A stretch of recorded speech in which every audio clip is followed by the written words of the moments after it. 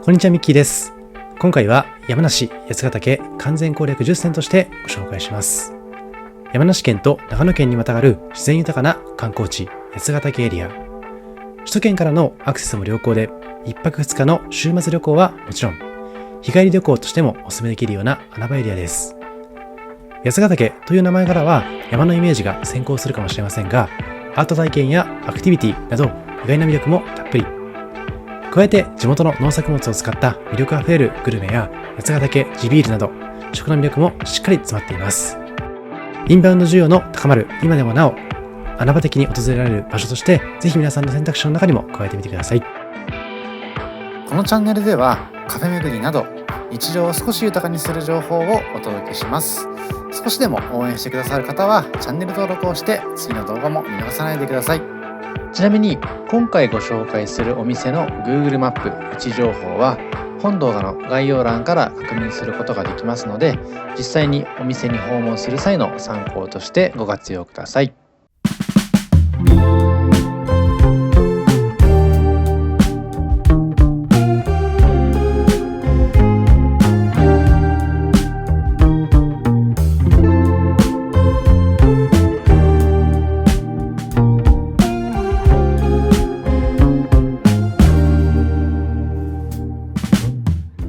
JR 東日本が運行する中央本線の代表的な特急列車特急あずさ。そんな特急あずさに乗って今回八ヶ岳エリアであります小淵沢駅まで向かっています。特急あずさの名前の由来は長野県松本市の上高地を流れるあずさ川。新宿駅から小淵沢駅まで約120分の旅ですが、ちょうど良い旅路です。すべての座席にテーブルとコンセントがついているのも嬉しかったです。最近はお得な割引も適用可能なので、ぜひ事前調査の上お得にご利用ください。さて、そんな特急あずさに乗って向かいましたのは星野リゾートリゾナーレ八ヶ岳。世界的な建築デザイナーのマリオ・ベリーニ氏が設計した施設群が並ぶ星野リゾートリゾナーレ八ヶ岳。先ほどの小淵沢駅からシャトルバスが出ていまして、約5分程度でたどり着けます。今回実際にこちらに宿泊したわけではないのですが、宿泊せずとも施設内を楽しめるのも大きな魅力。豊かな自然環境と充実した施設を生かし、ワインを楽しみながらくつろげる空間や家族で楽しめるような多彩なアクティビティを提供しています。そんな四季を通じて楽しめる総合リゾートです。特に注目なのはこちらピーマン通り。イタリアの山岳都市をイメージして建てられまして、先ほどご紹介した世界的な建築デザイナーのマリオ・ベリーニ氏が設計した全長約160メートルのメインストリートです。19店舗のカフェや雑貨店が並び、季節のイベントも充実しています。これからの春の季節には回廊の花咲くリゾナーレを開催。チューリップがこちらのメインストリートを彩る様子は圧巻になっています。施設内は季節や天候を気にせず楽しめますプール、イルマーレなどを中心に家族連れでも楽しめるようなコーナーが多数。いつか改めて訪れたいと思いました。ぜひこの空気の澄んだ開放的な空間を味わってみてほしいです。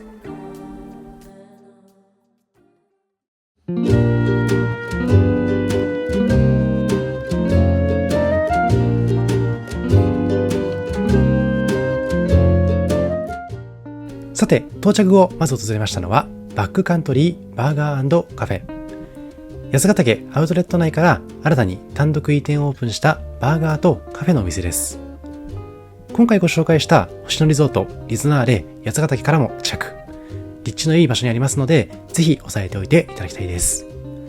2004年の創業からバーガーの美味しさを追求し、常に進化をし続けているお店です。バーガーのパティは甲州ワインビーフと輸入牛をブレンドしたオリジナルパティ。特製のバンズにあふれる肉汁が染み渡り、絶妙なバランスに仕上げています。その他にもオリジナルのサンドウィッチやオリジナル商品のロコビーズも注目。ロコビーズと言いますのはカナダ生まれのローカルフードという謳い文句で、つまりカナダのビーバーテイルズを模したドーナツのようなものです。その他にはスムージーやスイーツもおすすめ。八ヶ岳本店限定のスイーツとしましては、卵感強めの自家製プリンも人気。どこか懐かしいむっちりとした食感を表現しています。さて、この日に注文しましたのは照り焼きバーガーとチーズバーガー。いずれもオリジナルパティが光る絶品メニューです。照照り焼きバーガーは柚子胡椒の香りがアクセントになり、自家製の照り焼きソースが味を際立てる注目メニュー。一方でチーズバーガーは濃厚チェダーチーズを贅沢に2枚使用した王道メニューになっていました。もちろんパティも抜群ですけれども、特製のバンズもふわっとして味わい深い一品。ハンバーガーについては全部で14種類用意されていまして、豊富なラインナップになっていますので、ご検討の上気になるものを注文してみてほしいです。こちらの店は東京にはまだ進出していない名店なので、ぜひ八ヶ岳に訪れる際は味わってみてほしいです。また、八ヶ岳高原牛乳と八ヶ岳のヨーグルトを使った贅沢なスムージーもおすすめになっていました。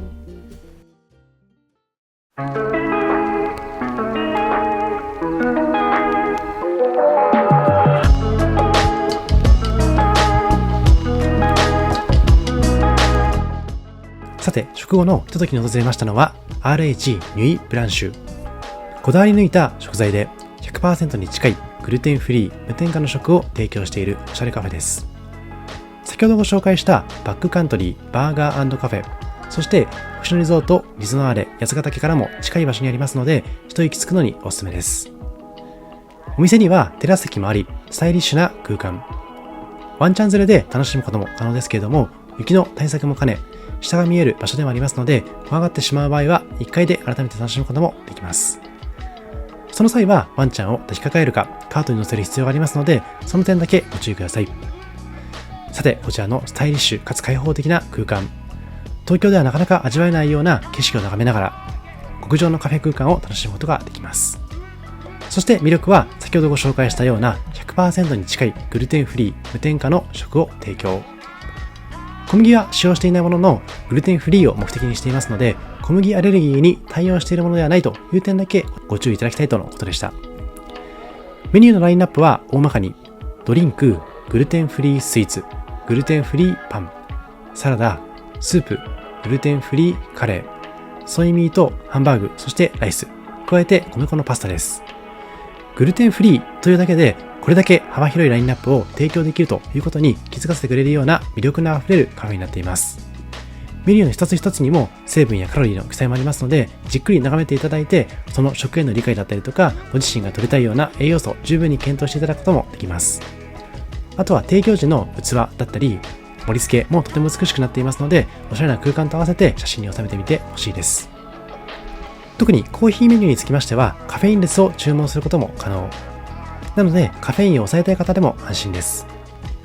カフェインレスコーヒーに関しましては、有機栽培のカフェインレスコーヒーを使用し、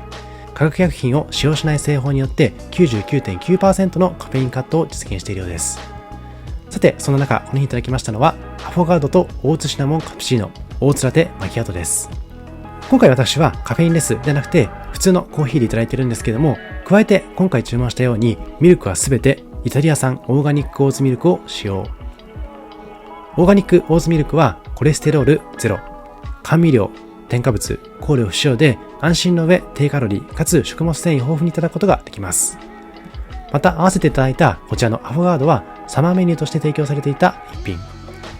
アイスクリームをそのままいただいた場合もエスプレッソをかけた場合も楽しめるように、それぞれの甘さを微調整した一品。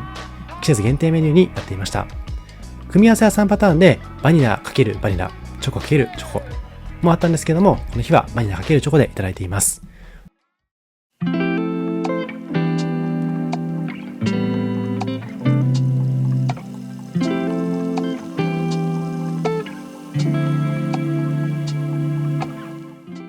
さて、ここからは今回宿泊しましたホテルキーフォレスト北斗のご紹介です。八ヶ岳南麓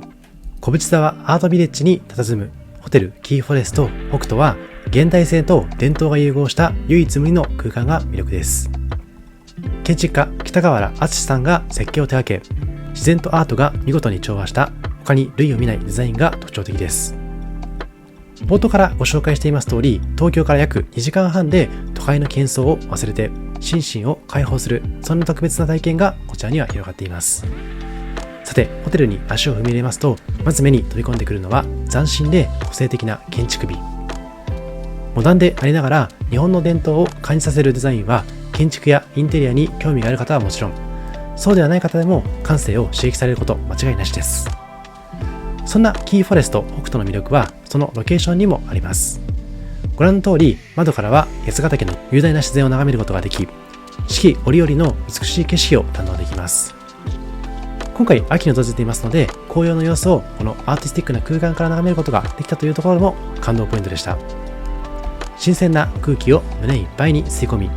自然とアートに触れることで心と体を癒すことができます。客席は全部で6室。それぞれインテリアが異なって、日本の縄文時代から変わらない自然をテーマにした太陽、水、山、森、風、土といった名前が付けられています。自然をテーマに合わせた壁材、石材、インテリア性格などが明るく透明感のある空間を演出しています。そんな空間だからこそ日常を忘れリラックスできる雰囲気になっています。またホテル自体は小淵沢アートビレッジといいます敷地の中にありまして、その敷地内にはリラクゼーション施設、スポーツ施設、スカイテラス、美術館などアートを軸にした様々な体験も用意されています。そして同じく小淵沢アートビレッジの施設内にはキース・ヘリングの作品が展示された世界で唯一の美術館もございます。そちらは後で別途ご紹介しますけれども、アート好きにはたまらないような贅沢な時間を作り上げてくれます。そんなキーフォレスト北斗さんは単なる宿泊施設としてではなくて、自然、アート、建築、食、ウェルネスなど様々な要素を楽しむことで唯一無二のリゾート体験を提供しています。先ほど申し上げた通り、宿泊できる部屋の数が限られていることもありまして、小淵沢アートビレッジ周辺に人が少ない点も癒しの空間だと感じられる一つの要素になったかなと思っています。周りの目を気にすることなく写真等も収めることができます。さて、こちらは屋上にありますスカイテラス。24時間利用可能になっていまして、360度のパノラマビューで富士山など雄大な山々、夕焼け空、満天の星空を眺めることができます。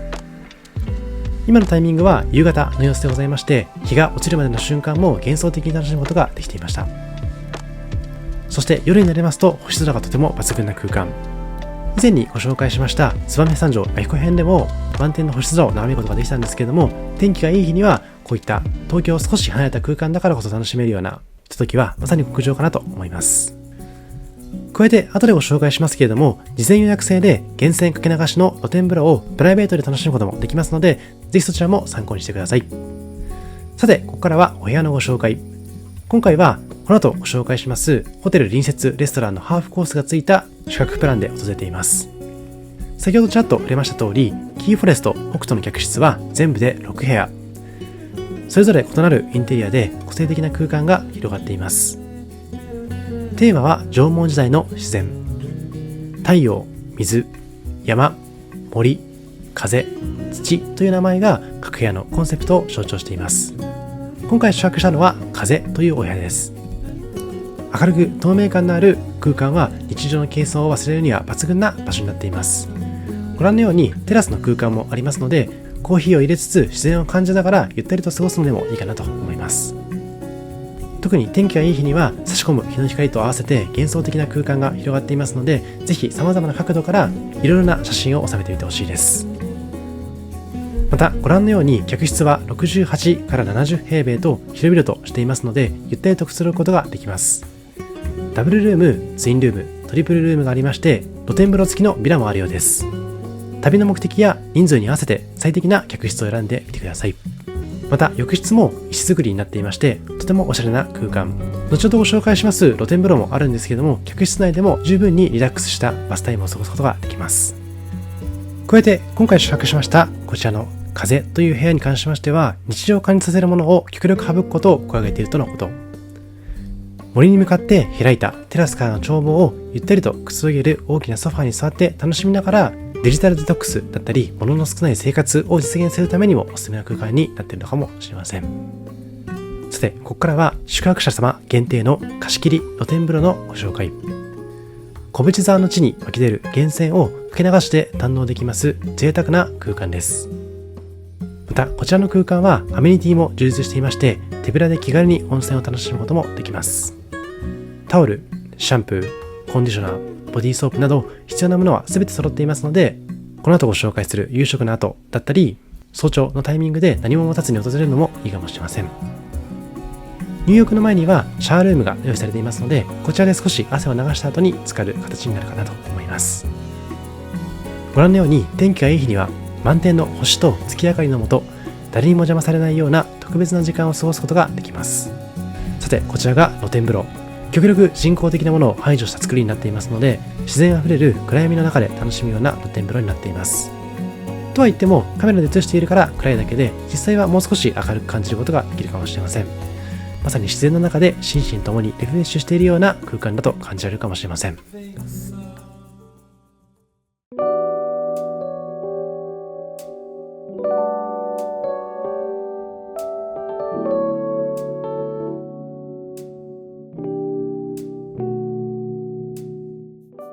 さて、ここからは夕食の様子をご紹介。ホテルキーフォレスト北斗での食事は、小淵沢アートビレッジ内にありますカントリーレストランキースプリングでいただけます。木のぬくもりを感じることができるアメリカンカントリーのリラックスした雰囲気の中で、地元の食材を最大限に生かした料理を堪能できます。夕食には宿泊者限定のコース料理を、甲州ワインビーフを使ったフルコースは山梨ワインとの相性も抜群です。地元の旬な食材をふんだんに使用した料理は見た目も美しく五感で楽しむことができます。まるで山の中にひっそりと佇むようなロッジのような空間で楽しむことができますので、都会から離れた空気感も抜群です。最初に映していましたのは1階の様子。2階の終わりますとまた少し違った空間。高級感もありつつ、木のぬくもりだったりとか観葉植物があるおかげで、どっか自然の中にあるような空間だと感じられます。様々なインテリアや小物、絵画等が飾られていることで、まるでタイムスリップしたような空間だと感じることもできます。さて、こちらのカントリーレストランキースプリング。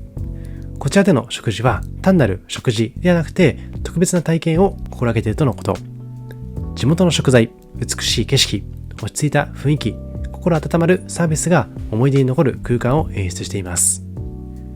そんな料理とともに楽しめる山梨ワインに関しましては、山梨が日本有数のワイン産地であることから、ワイン好きな方でも必見なメニュー。キースプリングでは地元のワイナリーからえりすぐりのワインを提供しているとのことです。なので、料理とワインのマリアージュを堪能しつつ、より豊かな食体験をしてみてください。ちなみに夕食に関しましては、チェックイン3日前まで予約が必要とのこと。宿泊者限定のコースは特別な日のディナーや旅行の思い出作りに最適になっていますので、個人的には事前の確認は必須かなと思っています。なお、こちらのカントリーレストランキースプリングは、もともと人気のステーキハウスとして有名でございまして、今回はディナータイムに宿泊者限定プランでいただいているんですけども、例えばランチタイムに訪れますと、サーロイン、ミスジ、シャトーブリアンなど様々な部位のステーキを堪能できるとのことです。なので、ホテルをチェックアウト後にランチタイムに改めて訪れて、そのお肉の魅力を堪能していただくというのもおすすめな楽しみ方なのかなと思います。さて、ご覧のように今回映していますのはホテル宿泊ゲスト限定のフルコース。オードブルとしましては冷たい前菜と温かい前菜、加えて季節のスープ、魚料理、そして甲州ワインビーフのメイン料理、さらにデザートがついてきます。こちらに関しましてはハーフコースというのも提供されていまして、そちらを注文した場合にはオードブルは前菜盛り合わせ、加えて季節のスープと甲州ワインビーフのメイン料理、そしてデザートがついてきます。イメージとしてはオードブルが一品になって、今映しています魚料理の提供がないという点になるかなと思います。もちろん途中でご紹介したような八ヶ岳エリアでグルメを楽しんだ後に夕食をいただく場合もあるかと思いますので、ご自身のグルメプランと合わせてハーフコースもしくはフルコースをご注文ください。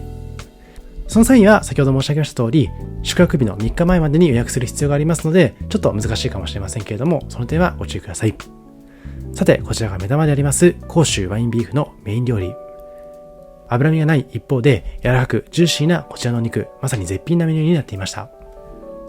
なお、コースに関しましては季節だったりとか仕入れ状況によって内容が少し変わってくるということでございますので、あくまでも今回の映像に関しましてはこの時のイメージだとしていただけるといいかもしれません。さて、こちらデザート。今回誕生日プレゼントとしていただいていまして、誕生日プレートの撮影の後にこういった小分けのスタイルで提供いただいています。もちろんタイミング次第でありますけれども、プライベート空間のように楽しめるこちらのレストラン。せっかく宿泊されるからにはこちらも楽しんでみてほしいです。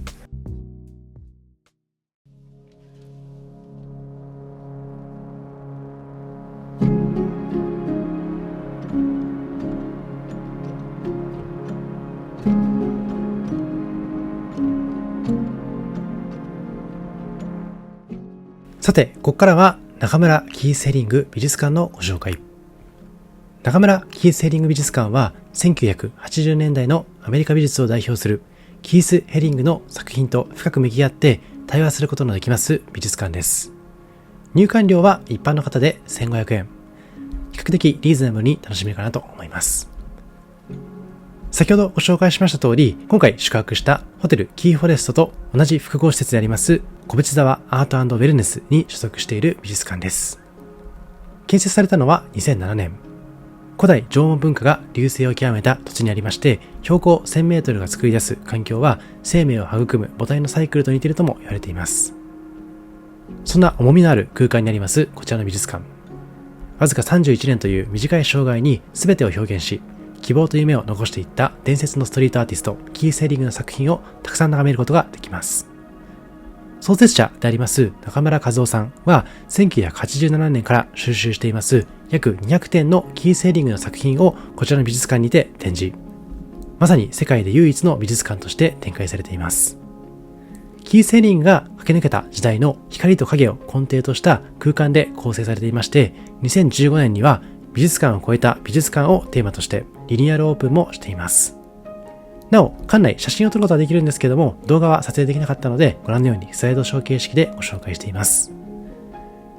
ヘリングの芸術と思想を受け継ぐ新しいアートで現代社会の声を提示することを目的とした2つの新しい展示スペースだったり、芸術活動の一環としてヘリングが作ったポップショップの意思を引き継ぐ中村キース・ヘリングポップショップの空間も拡張されているようです。また美術館全体としてキース・ヘリングの芸術を通じて平和、自由、社会正義といったテーマを探求するメッセージが込められています。そんなメッセージを感じつつ来館者に新たな視点を提供する方を目指しているようです。またキース・ヘリングの作品もそうですけれども、自然豊かな環境と調和した現代アートの融合も見どころの一つでありますので、ぜひそちらも写真に収めてみてほしいです。もしかすると皆さんの中でも知っていた作品があるかもしれませんので、気に入った作品などがあればお土産コーナーでご自宅用にレプリカの作品を購入するのもいいかもしれません。ホテルキーフォレスト北斗の宿泊体験に関しましては時間も限られていると思いますけれども、ぜひ早起きをしてこちらも訪れてみてほしいです。さて、順番は前後してしまったんですけれども、先ほどのキース・ヘリング美術館を訪れる前にはこちらホテルキーフォレスト北斗さんのウイスキーサロンのコーナーにて朝食をいただいています。ホテルキーフォレスト北斗での朝は八ヶ岳南麓の食材をふんだんに使用したシンプルで上質なアメリカンブレックファストから始まります。夕食に続き朝食もまた特別な体験になります。また先ほどご紹介していなかったこちらのウイスキーサロンの空間は中村ウイスキーサルーンという場所。地元のウイスキーから世界のウイスキーまで様々なウイスキーを楽しむことができる空間です。特に北斗市にありますサントリー白州蒸留所のウイスキーがおすすめとのことです。もちろんビールやワイン、カクテルだったりソフトドリンクもありますので、お酒が苦手な方でもこちらの空間で素敵な時間を過ごすことができます。特にバーカウンター背後の壁一面にディスプレイされたヴィンテージウイスキーは見どころでございますので、ぜひアートを眺めるようにそちらもご確認ください。朝食に関しましては7時から9時半の間で希望の時間に提供いただけます。メニューとしましては八ヶ岳ヨーグルトと清里のジャム、ケールと季節のソーセージ2種、メインの卵料理、季節の高原野菜、天然酵母を使用した焼きたてクロワッサンとプチパン、加えて季節のフルーツです。ご覧のように自然豊かな環境で地元食材を使った朝食を楽しむことができます。朝食の際にはコーヒーまたは紅茶も選ぶことができますので、朝食をいただいた後にお口直ししつつこの素敵な空間のひとときを味わってみてほしいです。また中村ウイスキーサルーンさんに関しましては17時から24時まで宿泊者限定で使うこともできますので、朝食だけではなくて先ほどご紹介した夕食の後に楽しむのもおすすめです。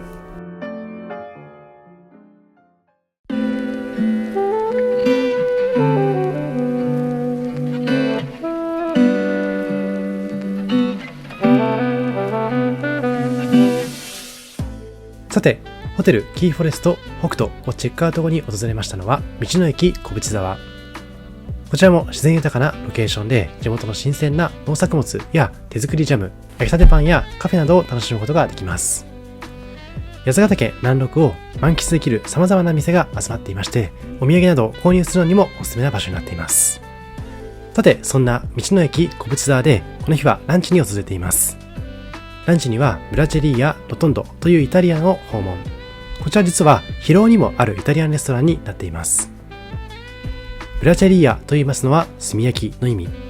そしてロトンドというのは丸という意味になっています。本場イタリアで腕を磨いたシェフとスタッフのレストランで、漁港から直接契約して取り寄せた新鮮な旬の魚介や甲州バカビーフや甲州 AK ポルコ豚、甲州信玄鶏やジビエ、季節の旬の有機野菜、小麦粉から作る生パスタ、職人がナポリの本場から取り寄せたピザ窯で焼くピッツァなど様々なメニューに溢れています。そんな数々の魅力的なメニューから今回はピザのランチセットをいただいています。もちろんメニューもおすすめですけれども、店内はカジュアルな雰囲気で、やはり天気がいい日の眺望もおすすめなポイントになっています。今回いただいたピッツァはマリナーラというメニューと八ヶ岳マルゲリータ。こちらのお店ではテイクアウトも可能になっていますので、ドライブのお供にも最適になっています。ピザも1人1枚いただいたんですけれども、意外とペロリといただけるサイズになっていましたので、そこもおすすめなポイントになっているかなと思っています。訪れるタイミング次第でピザの提供メニューも変わってくるかもしれませんけれども、ぜひその旬の素材を使ったピッツァいただきつつ、その味わいを堪能してみてほしいです。スイーツも充実していましたので、食後のデザートもぜひご検討ください。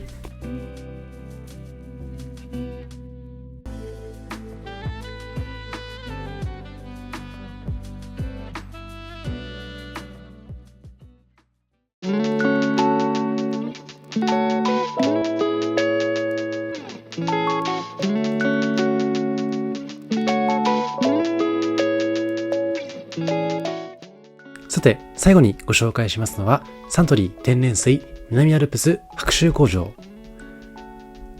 こちらの工場へは、小淵沢駅からシャトルバスが出ておりまして、約1時間の間隔で運行されています。タイミングを逃してしまいますと、次のシャトルバスまで1時間かかってしまいますので、そのあたりは事前に確認することをお勧めしています。なお、シャトルバスの利用は無料。その点は嬉しいポイントです。また、運行状況に関しましては、変更される可能性もありますので、事前に公式サイトのお知らせで確認することをお勧めしています。さて、そんな無料のシャトルバスで20分程度移動した先にありますのが、こちら、サントリー天然水の南アルプス白州工場。この工場は、ただの製造拠点ではありません。豊かな自然に抱かれた南アルプスの麓に位置し、美味しい天然水がどのように育まれ、私たちの手元に届くかを五感で体験できる、まさに水の楽園になっています。白州工場の特徴としましては、自然と技術の融合がコンセプト。自然との共生ということで、南アルプスの雄大な自然との調和を何よりも大切にし、その恵みを最大限活かすように努めています。工場へ向かう途中のこちらの雑木林に関しましても、緑あふれるとても素敵な空間になっています。そんな工場では徹底した品質管理のもと、安全で美味しい天然水を提供し続けているのは自然への敬意と共生があったからこそだと思います。他の YouTuber さんの水の安全性を比較検証しているような動画もあるかと思いますけれども、やはりサントリーの天然水に関しましては品質が高いことでも有名かなとも思います。そんな自然との共生をイメージしているようなサントリー天然水の南アルプス白州工場では水源環用活動を積極的に展開。約2034ヘクタールもの広大な天然水の森、南アルプスを所有し、単に水を汲み上げるだけではなくて、水を育む森そのものを守って育てるというサントリーの強いコミットメントが現れています。そんな天然水のこだわりについて、今回の天然水ツアーでは詳しくご紹介していただくことができますので、ぜひこの機会に体験してみてほしいです。また、保全活動だけではなくて、環境への配慮も忘れていません。環境負荷の少ないエネルギーを積極的に使用し、製造過程における環境負荷の低減に努めています。そんなサントリー天然水の南アルプス白州工場では、ユネスコエコパークと題しまして、シラス工場を含む地域がすべて2014年に生物圏保存地域のユネスコエコパークにも選ばれています。これは南アルプスの自然や文化が地球規模で見ても未来の財産であると認められた証になっています。加えて AWS 認証といいます工場周辺地域の持続可能な水利用に関する認証も取得しています。Alliance for Water Stewardship の略としての AWS 認証は最高位であるプラチナムを獲得しているとのことです。その取り組みが世界的に高く評価されていることを裏付けています。さて、こちらは工場見学をしている時の様子。白州工場では五感を通じて水の物語を体験できる工場見学ツアーを開催しています。プロジェクションマッピングを使って迫力満点に南アルプスの豊かな自然が天然水を育む様子をドラマチックに紹介してくれます。ツアーガイドさんもとても丁寧で興味が湧くような説明をしていただくことができます。また見学の最後にはサントリー天然水ブランドの製品を試飲することもできますので、ぜひそういった体験も楽しんでみてほしいです。見学を終えた後だからこそ南アルプス天然水ならではのまるで清涼感あふれる味わいを感じることができます。また途中でもご紹介していた通り、生存ラインの見学をできる貴重な機会になっていまして、徹底した品質管理の下で天然水がボトルに詰められる様子を間近で見学することもできます。安心安全へのこだわりを知ることで、よりサントリー天然水を購入するモチベーションが高くなるかなと思っています。またご覧のようにサントリーのウイスキーの歴史を知ることができるような資料館もありますので、そちらもぜひ見学してみてほしいです。この天然水の森は全国で15都府県21カ所、約1万2000ヘクタールに拡大した天然水の森としても知られていまして、地下水量の2倍以上の水を含有するという目標を達成しているようです。これは取水量以上の水を自然に還元するというサントリーのウォーターポジティブの考え方を具現しているものです。そんな水を育てると書いて水育に関しましては、国内外で展開していまして、水の大切さ、そして水資源の保護について子どもたちにたくさん学んでもらうような活動も展開しているようです。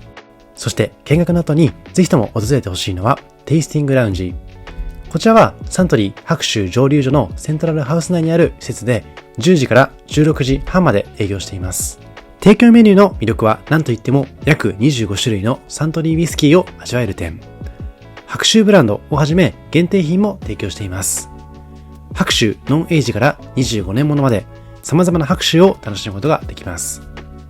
そんな数々の白州についてですけれども、個人的には飲み比べセットがおすすめ。今回いただきました白州ペアリングセットでは熟成年度別に3種類の白州を飲み比べすることができました。なお、これらのウイスキーに関しましては、普通にバーでいただくと2万円以上するものもありますが、それらが約10分の1から5分の1の価格でいただけますので、価格的には高く感じてしまう場合でも、実は安いといったものになっています。そんな希少な空間だからこそ、1人1回につき3枚までの注文制限もあるようなので、その点はご注意ください。また、安全上、見学ツアーの参加前の利用はできませんので、見学ツアーの後にこちらに訪れて、その白州の味わいを堪能してほしいです。さて、今回、山梨八ヶ岳の完全攻略として10選ご紹介しました。